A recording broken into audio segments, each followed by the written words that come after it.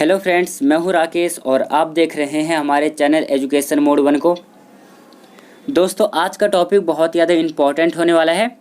Topic का नाम है भारत की प्रमुख नदियां। दोस्तों, इस टॉपिक में जितने भी क्वेश्चन हैं सभी क्वेश्चन मैंने आपके लिए सिलेक्टेड और इम्पॉर्टेंट लिए हैं।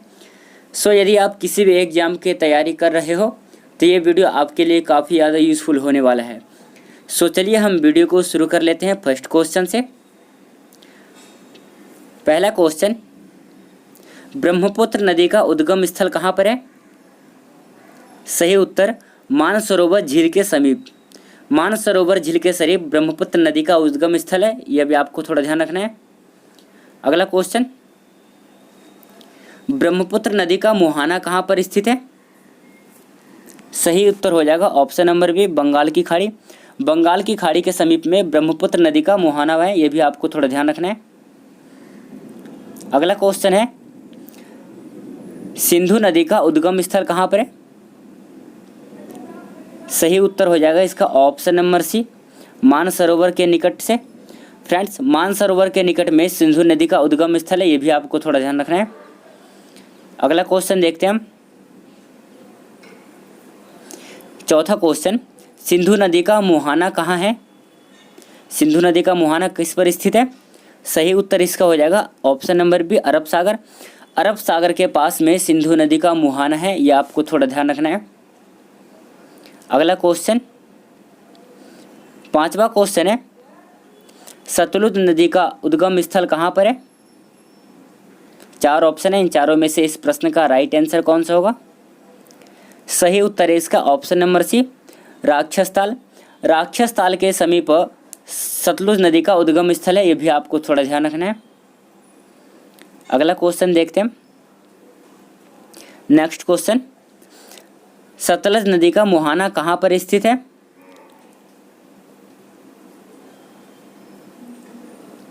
फ्रेंड्स, ये क्वेश्चन बहुत ज़्यादा इंपॉर्टेंट होने वाला है, तो मैं चाहता हूँ कि आप इसका उत्तर दे ढूंढ करके।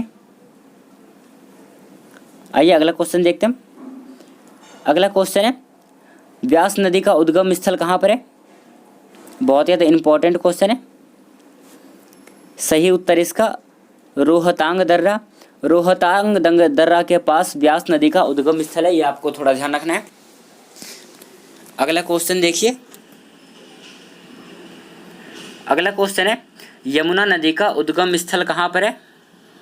इंपॉर्टेंट क्वेश्चन है, परीक्षा के लिए काफ़ी ज़्यादा।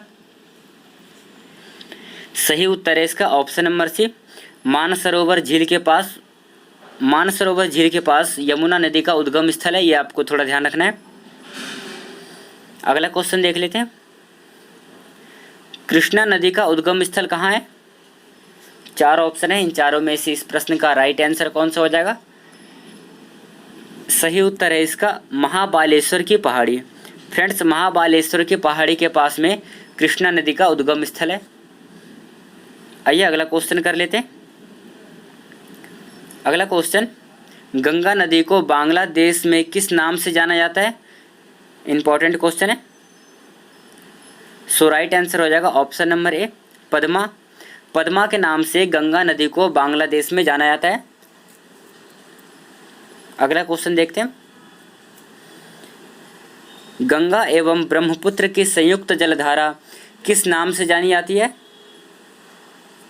सही उत्तर है इसका ऑप्शन नंबर सी, मेघना।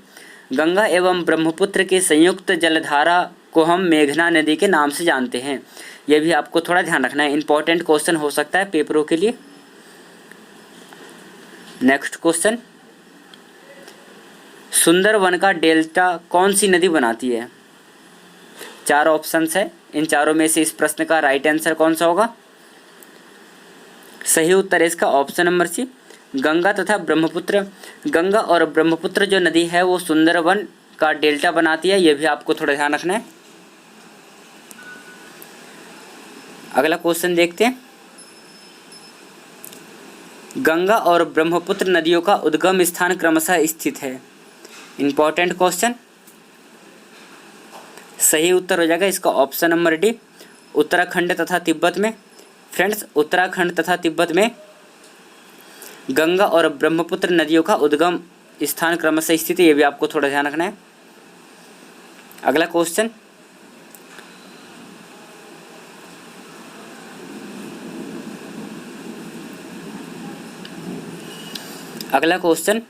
निम्नलिखित में से कौन सी नदी का उद्गम भारत में नहीं है?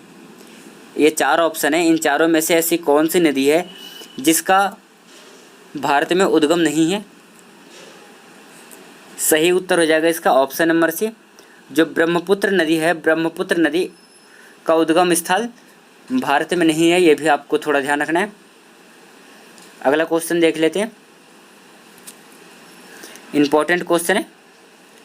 तिब्बत में बहने वाली नदी सांगपो निम्नलिखित में से किससे होकर के भारत में प्रवेश करती है? सही उत्तर ऑप्शन नंबर सी, अरुणाचल प्रदेश। दोस्तों, जो अरुणाचल प्रदेश है वहाँ तिब्बत में बहने वाली जो सांगपो नदी है वो अरुणाचल प्रदेश से होकर के भारत में प्रवेश करती है। ये भी आपको थोड़ा ध्यान रखना है। नेक्स्ट क्वेश्चन देख लेते हैं हम,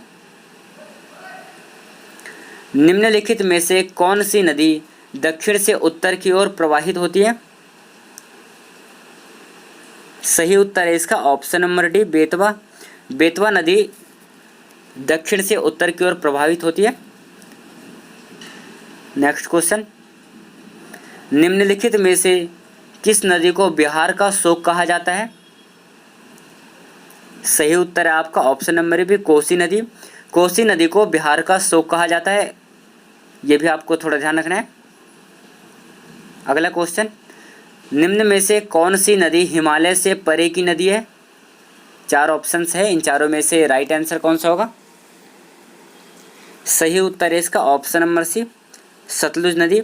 सतलुज नदी हिमालय की नदी से परे की है। यह भी आपको थोड़ा ध्यान रखना है। 18वां क्वेश्चन देखते हैं,